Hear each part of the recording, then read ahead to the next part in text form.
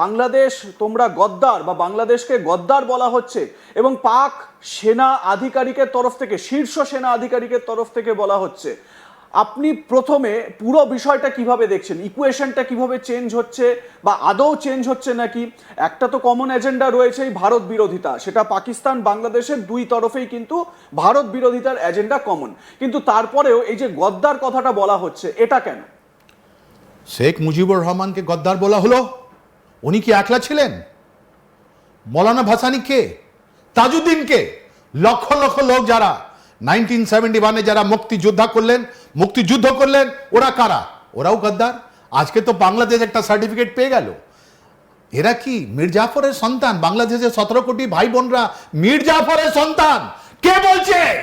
আমাদের মাটি থেকে, আমাদের মাটির কণ্ঠস্বর থেকে এরকম কোনো দিন আমরা কথা বলিনি। এটা উঠে আসছে আপনার পাকিস্তান থেকে আর ওদের সেনা থেকে। বাংলাদেশ মানুষ শুনে নিন, আপনাদেরকে যা বলা, এই যা দেওয়া হচ্ছিল, কথা বলা হচ্ছিল কি আমরা ভারতের আগেনস্টে আছি, আমরা তো সার্টিফিকেট দিইনি, আমাদের জন্য আপনারা ভাই বোন আছেন, কিন্তু আপনারা গদ্দার আছেন, আপনারা মীর জাফরের সন্তান। আর এই কথাটা কে বলছে? পাকিস্তান। আমি বারবার আপনাকে বলে দিচ্ছি, কে বলছে? দিল্লি নয়, পিন্ডি নয়, এবার বাংলাদেশ ফার্স্ট।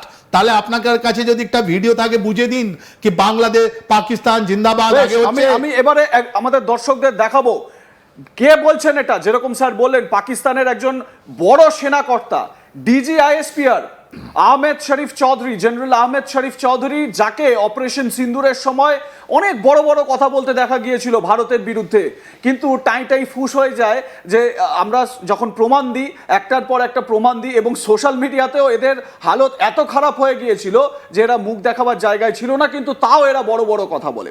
তো এই পাকিস্তানের ডিজিআইএসপিআর তিনি যে কথা বলছেন বাংলাদেশকে উদ্দেশ্য করে, শেখ মুজিবকে বলা মানে পুরো বাংলাদেশকে বলা। শোনাবো ডিজিআইএসপিআর এর বক্তব্য। फॉलो करें इसके मीडिया में जो इसकी ट्वीट्स आती हैं, इसको देखें ये कितना इम्प्रेस है। जो एक नॉन गद्दार है इस मुल्क का, शेख मुजीबुर रहमान, उसकी अफकार से कितना मुतासिर है, बार बार उसको कोट करता है, उसकी मिसालें देता है।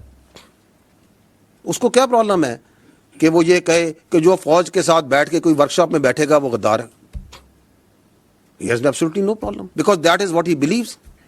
क्योंकि वो ये समझता है कि उसको सारा इल्म है, उसके अलावा सब गलत है, और जो वो कह रहा है सब ठीक है। और अगर आप उसके लिए काम करें, उसके साथ चलें, तो आप भी ठीक। স্যার, এই কথা বলা, এটা তো বড় একটা বয়ান দেওয়া, এবং আমি এর সঙ্গে একটু এটাও জুড়তে চাই যে একটা কমন এজেন্ডা এই মুহূর্তে, সেটা হচ্ছে গিয়ে ভারতকে টুকরো করা। 7 সিস্টার্স নিয়ে মোহাম্মদ ইউনুস যখন ক্ষমতায় আসলেন, উপদেষ্টা প্রধান হলেন, তার পরপরই সবার প্রথম তিনি চীনে গিয়ে এই 7 সিস্টার্স নিয়ে তিনি তার কথা বলেছিলেন, এবং তারপর থেকে দেখা যাচ্ছিল যে 7 সিস্টার্স নিয়ে একাধিক কথা মোহাম্মদ ইউনুস সহ তার উপদেষ্টা মণ্ডলীর লোকজন তারা বলে যাচ্ছেন, এবং 7 সিস্টার্সকে কিভাবে বিঘ্নিত করা যায়, 7 সিস্টার্সের শান্তি কিভাবে বিঘ্নিত করা যায়, এই রকম নানা প্ররোচনামূলক, উস্কানিমূলক মন্তব্য তারা করে চলেছিলেন।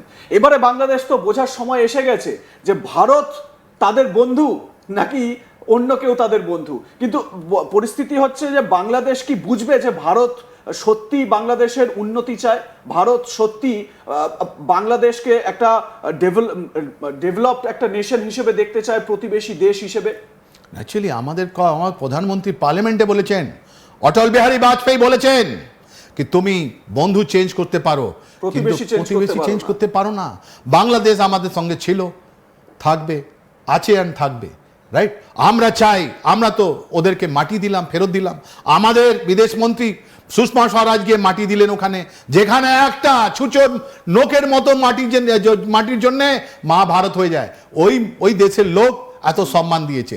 আজকে এই জেনারেল সাহেব যে কথা বলছেন, বাংলাদেশ মানুষকে গদ্দার বলেছেন। একটা মানুষের কণ্ঠস্বর থেকে বাংলাদেশের যদি তোমার আত্মসম্মান থাকে, তাহলে তা কন্ডেম করো আর বলো তোমরা এই যে কথা বলেছো আমরা এটা নিন্দা করি। এটা বাংলাদেশের মানুষ একটা প্রাউড মানুষ, একটা গর্বতী লোক, ওদের গর্ব আছে। ওরা নিজের মাটিদের জন্য 1952-তে দাঁড়িয়ে আছে।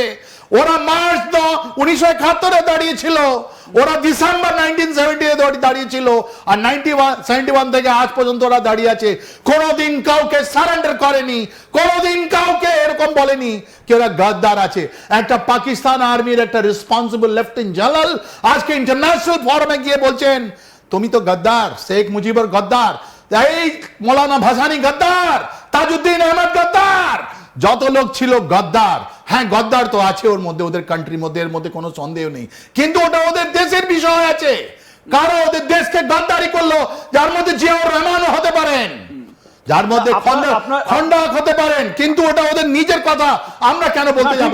এইখানেই আমরা যেরকম ভারতের অবস্থান যেরকম যে বাংলাদেশের অভ্যন্তরীণ বিষয় আমরা সেখানে নাক গলাবো না, আমরা সবসময় সেই অবস্থান নিয়েছি, কিন্তু পাকিস্তান নাক গলাচ্ছে।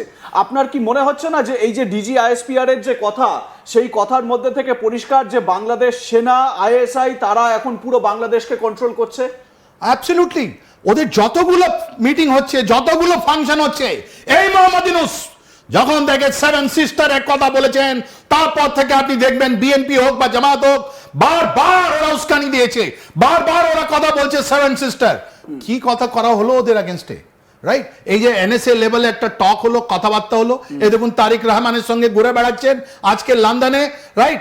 কিন্তু কথাটা কি হচ্ছে NSA এর মধ্যে? NSA এর মধ্যে কথা খলিলুর রহমান ও যে ফাইল নিয়ে গেছেন, ওনার কথা যে হলো এটা দুজনের মধ্যে আছে, আমি কিছু বলবো না, ওর মধ্যে কমেন্ট নেই। কিন্তু তারপর ওদের প্রতিরক্ষা সেক্রেটারি যিনি পাকিস্তানে লুকিয়েছিলেন, আমাদের দিল্লি ব্লাস্টের পর উনি ফেরত আসছেন, তার মানে উনি বলেছেন আমি তোমার সঙ্গে আছি, তোমার সঙ্গে আছি।